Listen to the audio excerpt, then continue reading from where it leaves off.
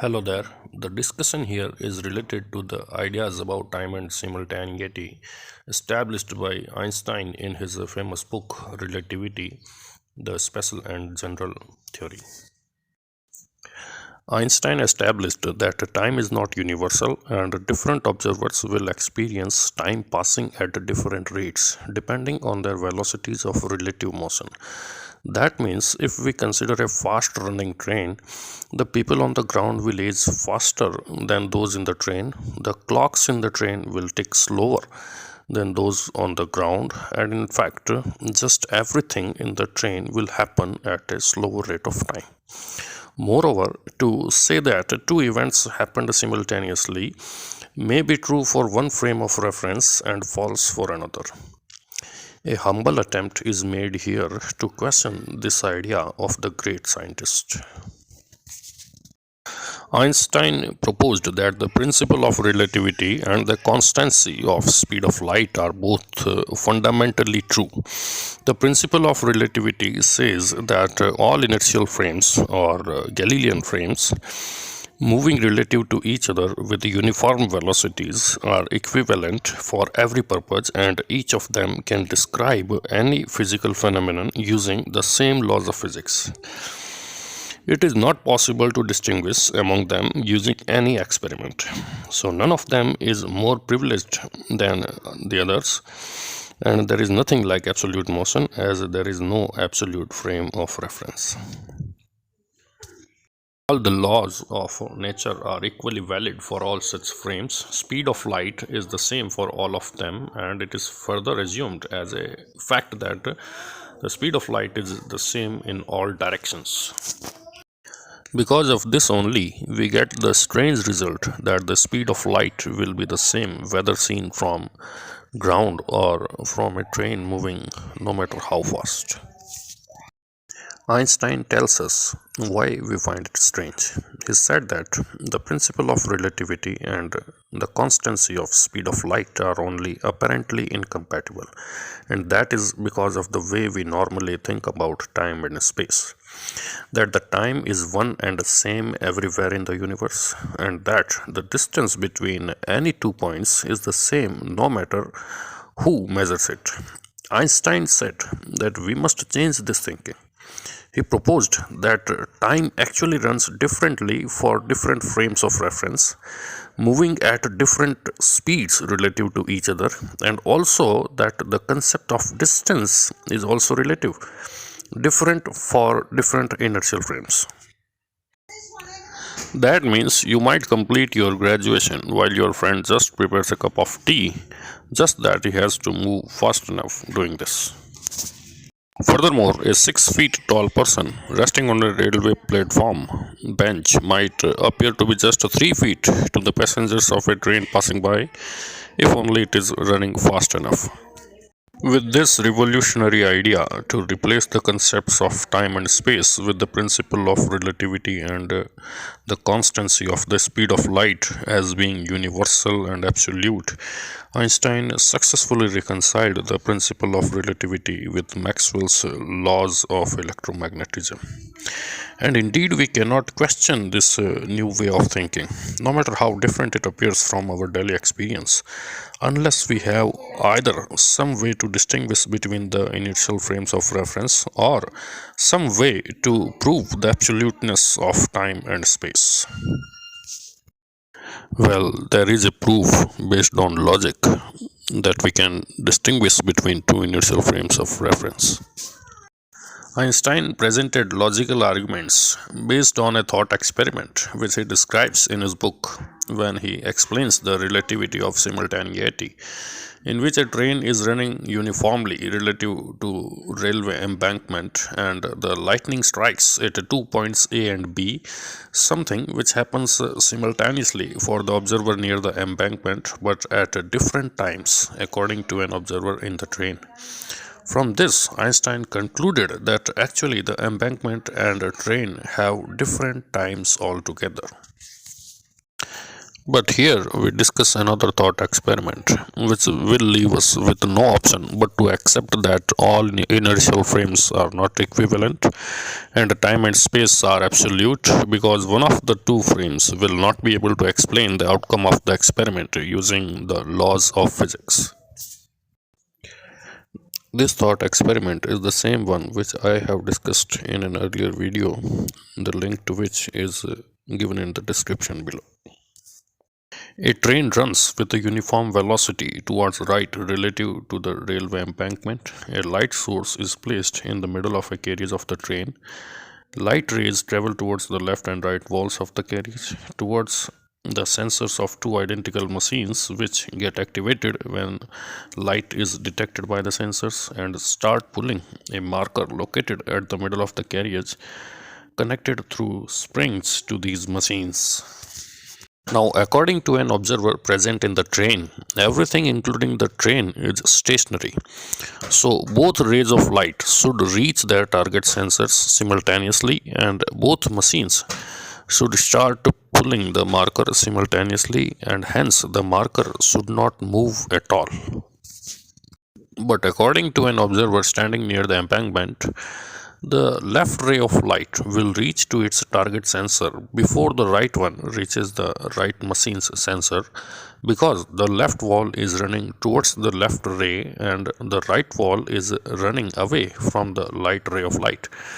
So the left machine starts working first and the marker must move towards the left. But obviously, reality can be only one. The marker can either remain stationary or move.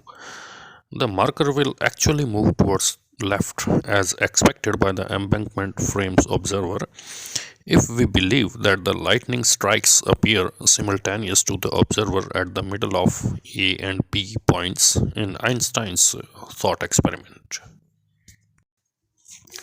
Now, the observer in the frame of reference of the train has no way to explain this outcome. Note that we can't say that the light ray towards left moves faster than the light ray towards the right, as it is already agreed upon that speed of light is the same in all directions.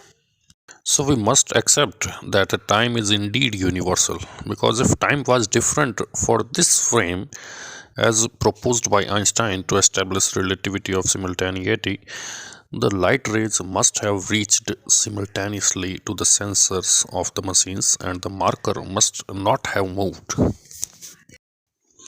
Additionally, the following consideration may qualify as another logical proof that absolute motion does make sense and inertial frames of reference can be differentiated. Consider two observers in two spaceships X and Y in deep space, that means nothing else is visible nearby. Now consider these possibilities. X remains stationary and Y moves away from X with the uniform velocity. Or Y remains stationary and X moves away from Y with uniform velocity. Or X and Y both move away from each other with uniform velocities. The observers in X and Y in all these cases will only observe that the distance between them is increasing, but they can't say for sure who is actually moving. As the principle of relativity tells us, any of them may claim to be stationary and say that the other is moving. But it turns out that actually there is a way to tell who is actually moving. Let X have a source of light and send a ray of light towards Y who receives it. Now it is established that the speed of light doesn't get affected by the motion of its source.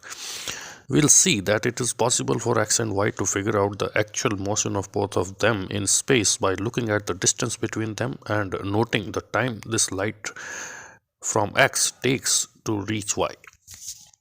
In the first case, when Y is actually moving in space away from X and X is stationary, then when the light ray starts its journey from X towards Y, the distance xy is increasing as Y is running away and the light ray has to chase it. So it will take an increased time to reach y, and the distance xy is also increasing. This is sufficient information to figure out that x is actually stationary and y is moving. Next, we consider the case when x moves away from y and y remains stationary. The distance the light has to travel to reach y is same, because this distance doesn't include the movement of x after it has emitted the light. And the speed of light is also same, as it remains unchanged by the motion of its source. So there will be no difference in the time taken by light to reach y, but they can see that the distance between them is increasing, so they can conclude that actually x is moving in space and y is stationary. In the next case, say both x and y are moving away from each other. This time too, the time taken for the light to reach from x to y will be increased, and the distance xy will also be increased, but the increase in time will not be as much as it would have been if only y would have moved. So again, it can be figured out that both x and y are moving. In fact, in all cases, it is possible to tell the actual motion in space of both x and y. So it is possible to detect motion relative to space, that is, the absolute motion, and space itself is an absolute frame of reference. And moreover, anything which is not moving in space is also an absolute frame of reference. So we conclude that time is universal, same for all frames of reference, and naturally it appears that distance is also universal. Now the question arises, then how do we explain the thought experiment which Einstein mentioned of two lightning strikes at A and B being simultaneous according to the embankment frame and at different times according to the train frame? If time is universal and same for all frames, shouldn't either both of them find the lightnings simultaneous, or both find them to have happened at different times for that matter? The answer is that although the lightning strikes actually happen simultaneously, it takes different times for the observer in the train to see them, because he observes the strikes only when light signals from these events reach him, and the light from the strike at A takes more time to reach him than the light from the event of light strike at B does, as the train is moving in the direction A to B.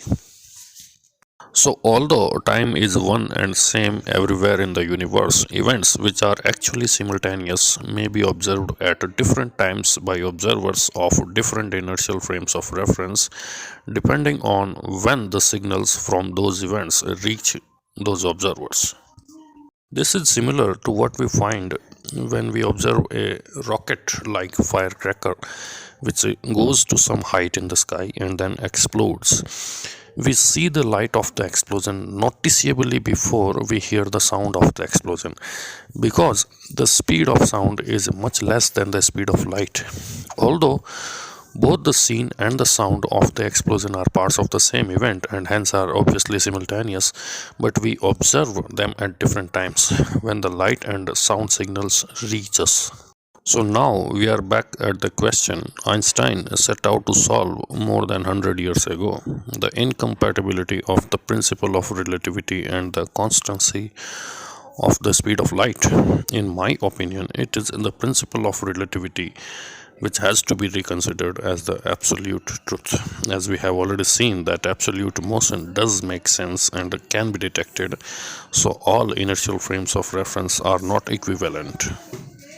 Now, having seen that absolute motion does make sense and it can be detected, and deciding the battle between the principle of relativity and the constancy of speed of light in the favor of the latter, we are actually led to yet another fundamental question arising to be answered. It is established in physics for centuries that the Earth does move in space. It revolves around the Sun, and rotates on its own axis, then it also travels in space as a member of the solar system and also as a member of the galaxy as well. And maybe the story doesn't end there too. But if in Einstein's thought experiment, if it is performed in reality, the embankment frames observer at the middle point of A and B indeed observes the two lightning strikes to be simultaneous, and what we believe about the propagation of light is indeed true, finite and constant speed for one, we will be left with the conclusion that the earth doesn't move at all in space. But why so?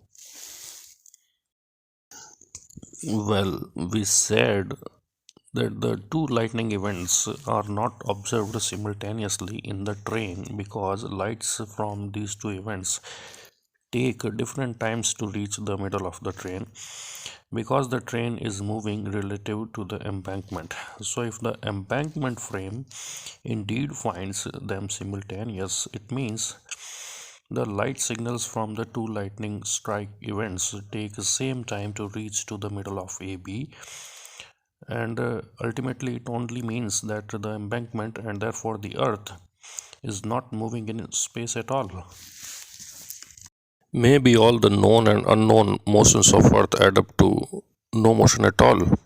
You don't actually run on a treadmill. In fact, maybe the Michelson-Morley experiment has already proved just that. So we have yet another opponent of the finiteness and constancy of the speed of light. Perhaps we need to know more and even need to correct what we believe about the propagation of light. Or who knows, maybe one day we will have to change what we believe about the motion of the earth. Thanks for watching. If you like the ideas discussed here, you are welcome to read my article on the special theory of relativity. The link is given in the description below.